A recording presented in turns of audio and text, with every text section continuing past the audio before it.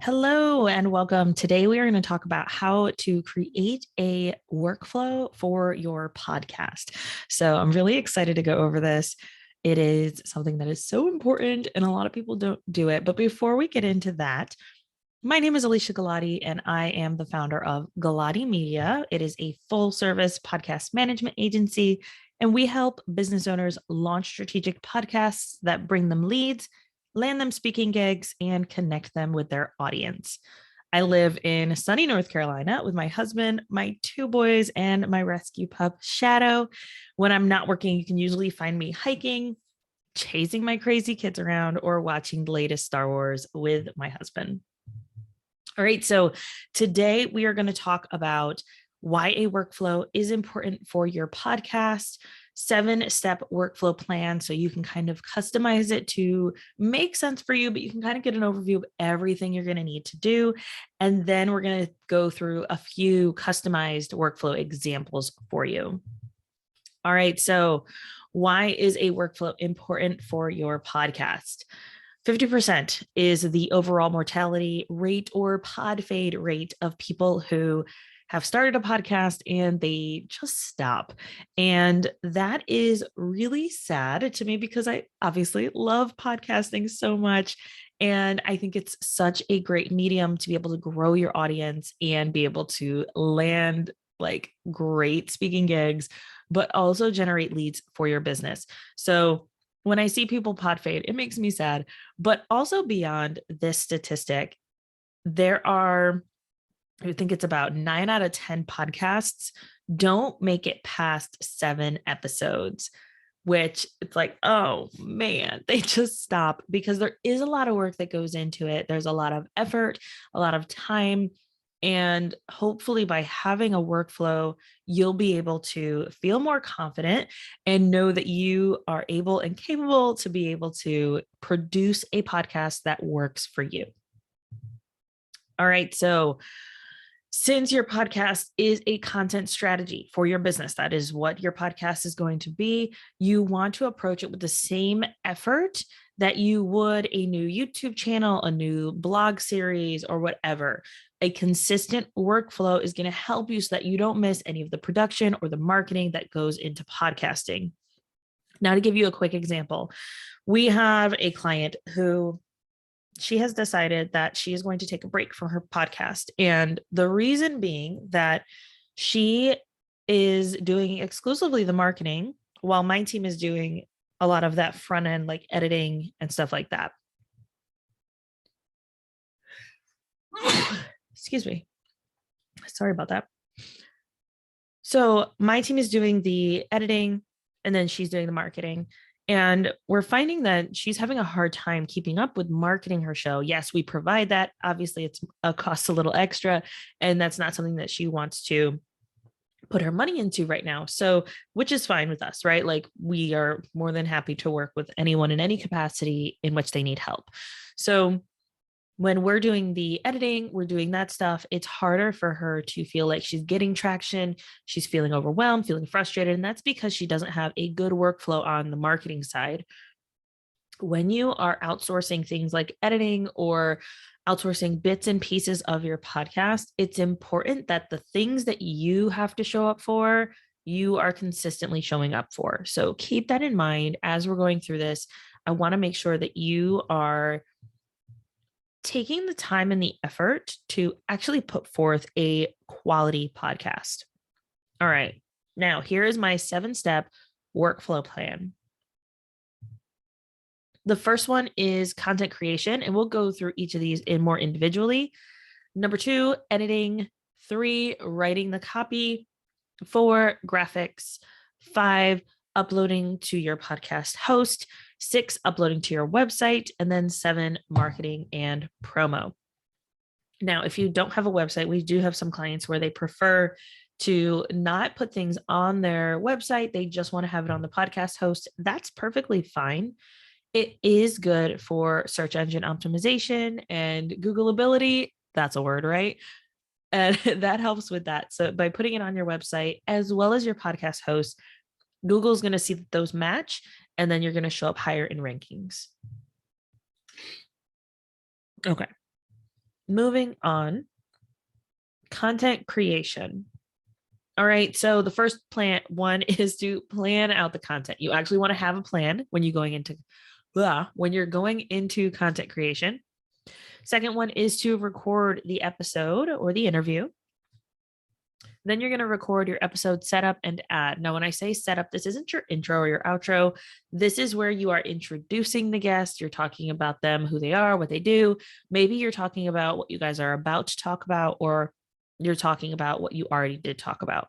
So I personally like to record my episode setups for guests after the fact so that I know exactly what we talked about. And also, I already have that really excited energy to share the episode. All right. And then you're going to also back up everything on the cloud. So this could be Google, this can be your what is it called? Now I can't think of the name. Like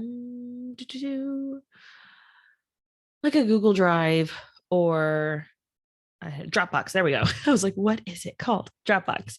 So you can put it on Google, Dropbox, wherever you are storing your information, and then make sure that you always have backups for that.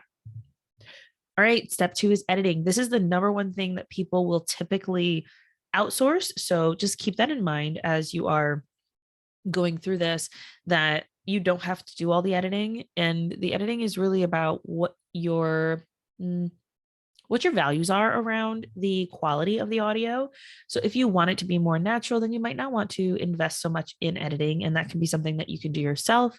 If you want it to be more published and more like professional and professionally done, then getting an editing team that's going to, or one editor that's going to make sure that the quality is up to what your standards are and what you want your standards to be.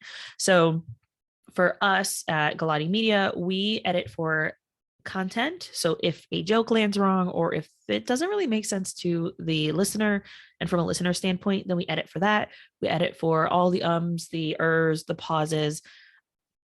And then we also edit for the quality of the audio. So we will run it through repair programs. If we're finding issues with the audio, we have some clients where they might hit their mic on accident. So we are finding ways to fix the audio on that end. So we end up producing very produced and like, I guess, overproduced episodes. While we do have some clients who prefer the more natural, they want their ums in there, and we make note of that and we make sure that we have it up to that standard. All right. So upload your audio to your editor, or you can upload it to wherever you need to for you to work on. And then you're going to DIY or hire it out. Make sure you keep in mind, like I said, what are those values that you have around what kind of quality podcast you want to have.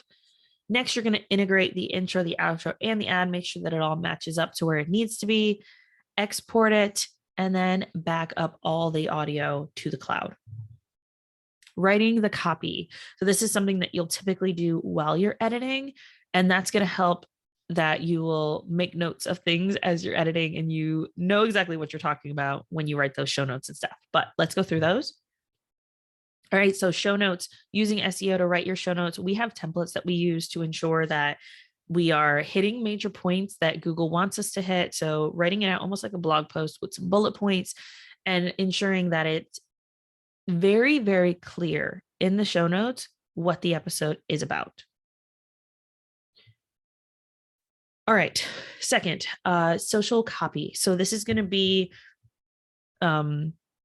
just the things that you want to use to share on social media. We usually use the show notes as a guide. So we will take the title and the bullet points and maybe some of those longer form sentences to write a few versions of social copy that is going to convert and get people interested in the episode.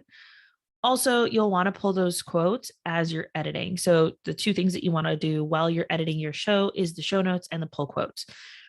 Now, the quotes, as you're listening, just listen for things that people, oh yeah, that's good, or oh wow, that's going to be really good to share. It could be a guest episode or a solo episode. It's okay to share your own stuff, so please don't hesitate to do that. Definitely want you to be able to share your own content, your own things. Then you're going to transcribe your episode using, I like Otter.ai, but you can also use other platforms like Descript or There are tons of other ones. I personally use Otter.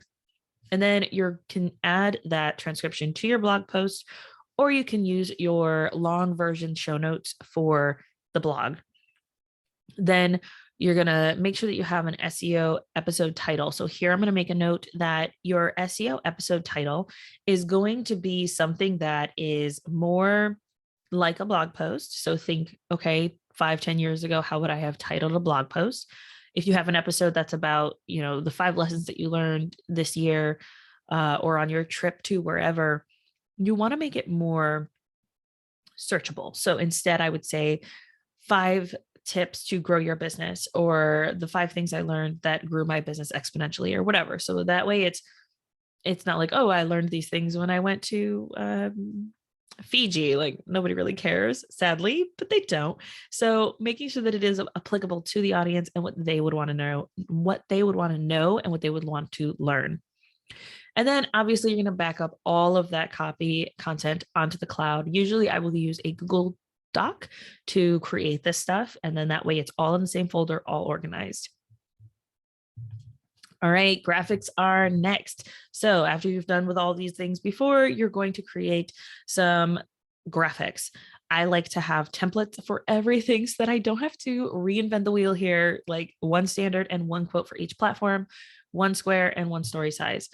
And that's for the video side, for the video graphic. That could be an audiogram or a videogram. So it'll have like the little wave where it's just like, and has captions. Captions are going to stop your scroll. So definitely make sure you have those. Or with a video where it'll have the 2 people talking side by side, or the 1 person talking. That's going to be a really good way to share that as well. And then make sure that you back up everything on the cloud. All right, next is uploading to your podcast host.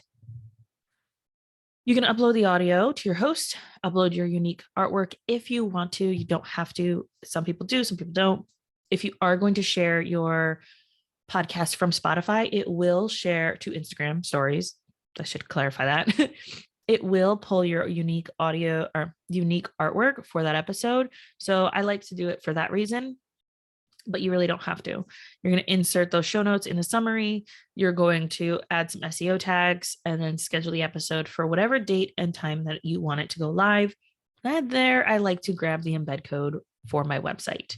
Next, uploading to the website, I'm going to create a new podcast, or a new post, not a new podcast, new post, add the content, and then make sure I've got the blogs, quote, the link to the transcript, the graphics, the embed code, everything that I'm going to need. I've already produced all that stuff, so I'm ready to go. I'm going to get that SEO done, the title, the URL, long tail keywords, making sure that that metadata is correct on that back end, and then schedule it for the same day as the episode is going live. Next is marketing and promotion. And this is going to be that last step in that 7-step process. We've got scheduling social graphics. You're going to schedule the pins if you want to, and if you have Pinterest, making sure that you're using a scheduler that is actually going to share the content in a way that those platforms like. So if you are sharing on Facebook, use Facebook's native sharer or native scheduler, things like that. So making sure that you are keeping up with, okay, what is everybody else doing? What is the right thing to do here on this platform specifically? And then if you wanted to, you could do some Instagram or Facebook stories, creating and uploading a short IGTV. So here I actually don't do all of this for my own show. I just schedule the graphics and I do pins. I also do one story, but it's usually not very often. So I'll just share it on the day that the episode goes live. So keep in mind that you need to do what works best for you on the marketing side, but I do recommend that you at least share the recommended amount of times for that platform. So I like Instagram. That's where I like to hang out. So I will share usually around 4 clients on Instagram, 3 posts about each episode. So I've got my main one, which is like, hey, this episode is live. I've got another one that's a quotable that people can share, and make sure that that graphic is very shareable, and that if someone wanted to share it, it makes it easy for them. And then maybe it's one that is a normal post or like normal graphic, or the audiogram or something like that. That's going to be like, stop the scroll And then the content in that caption is going to be applicable to the episode. So those are some just 3 examples of different types of content on the marketing side that you can create to promote your podcast. All right, so here are some examples of workflows. I'm going to show you 2. First one is going to be a solo episode. So for a solo episode, I've got my content creation. So I'm going to plan out the episode. I'm going to write out the outline for what I want to talk about. I like to make sure I have an outline. Some people like to script out their entire episode. More power to you if that's what you decide to do. I like to be able to kind of free talk, kind of like how I'm doing here, and make it more personable. And as things come to me, I want to be able to kind of flow with that. I also find that it comes across more natural when I do just an outline and I talk. But if you're feeling nervous and you're not really sure what to do, then writing a script, at least to start and kind of get you, okay, I know what I'm going to say, can help you. Just don't get too tied to that. Otherwise, you're going to end up over editing it later. Next, record the episode. Number 2, editing and copy. Here, I'm going to edit the episode. While I'm doing that, I'm pulling the quotes, writing the show notes, picking out a title. Number 3, graphics. I'm going to create the graphics. I've already edited it. I already have the title. I've got my templates that I'm using. I've got my show notes, some quotes, all that stuff. And then I'm going to use those to then make my episode specific graphics based on my templates. Number 4, uploading everything. So the audio is going to the podcast host, show notes and everything else, embed code, graphics, etc., are going to my website. And then I'm going to schedule my marketing, number 5. And I'm going to use the graphics and pull the information from my show notes for the caption. So as you can see, I kind of took, okay, there's so many different options and ways that I can do this, but let's break it down very simply. And I've got my 5-step process, and this is how I'm going to do it and what I'm going to do. And this is what I do for every episode. Now, for a guest episode, there's 2 different things here that are going to be different than the previous slide. The content creation, I'm going to plan out the episode. I'm going to write out some questions or an outline for what I want to talk to the guest about. So as I go into an interview, I already know the kind of direction that I want to take the conversation. I'm going to record the episode with the guest. And then after the interview, I'm going to record the setup or the intro, as people call it different things. I like to call it the setup because it sets the episode up for the listeners on what you're about to talk about. And as I said before, I record this after the interview so that I have that high vibe energy. I'm very excited about what we talked about. I know exactly what we just talked about because I just got off with them, and I'm able to really be able to showcase, okay, I'm excited. Make sure you listen out for this part. This is really funny and stuff like that without having to read their bio or anything like that at the beginning.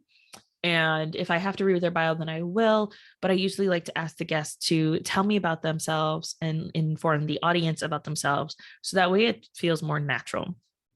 All right. And then the number 2, 3, 4, and 5 are all the same. Just that's a process of editing it, graphics, copy, uploading, marketing, etc. And then at the end, this is where it differs from the solo episode. I'm going to send the guests those assets. So everything that they'll need to be able to share the episode, that usually will include things like some graphics that they can share. Make sure that you add a white backgrounded one in there. So that way, if they wanted to share it and your brand colors, like mine are red and white and black. So those are like very bold colors, and not everyone is going to have red as something that they would want to share in their feed or, keep their feed pretty. So I like to always share a white one. So that way, if they did want to share it, it makes it very easy for them and they don't feel like they're offending me because the bright red is not on their brand. And then I like to give them those bullet points. So, hey, this, in case you don't remember what we talked about, because I usually record months in advance, I give them some bullet points of here's what we talked about. Here's some really great things. And make sure I also send them a quotable of them talking. So if it was something really important that they said or something really valuable that they said that I can share with the audience or that they can share with their audience, then I add that as well. And then I give them where they can hang out with me and find me on social and tag me. So I always make sure I tag them when I'm sharing that marketing side. I've got that already pre-scheduled. I've got them tagged already, but having the ability where they say, okay, I know exactly where to connect with Alicia. So those are the 2 examples of the solo and the guest episode workflows. if you guys need a more customized version, then just kind of use these as a baseline for yourselves to be able to say, okay, this is everything I need to do. And then again, customize it based on what I need. You'll also see a no, that's not right. Not a worksheet, a checklist. So you'll be able to see, okay, everything I need to do and everything I need to take care of to get an episode out into the world. Great, I've got that. But I want to customize it myself, then you have that ability to do so based on just looking at the worksheet instead of having to go through all of this. All right. If you want to connect with me, you can email me at admin@aliciagalati.com, or you can find me on social. I like to hang out on Instagram. You can find me at alicia.galati or Galati Media. All right. Hopefully, this was able to help you get started on a workflow that is going to make sense for you and that is going to help you be able to continue producing your podcast, but also be able to grow it because you're being strategic with your show.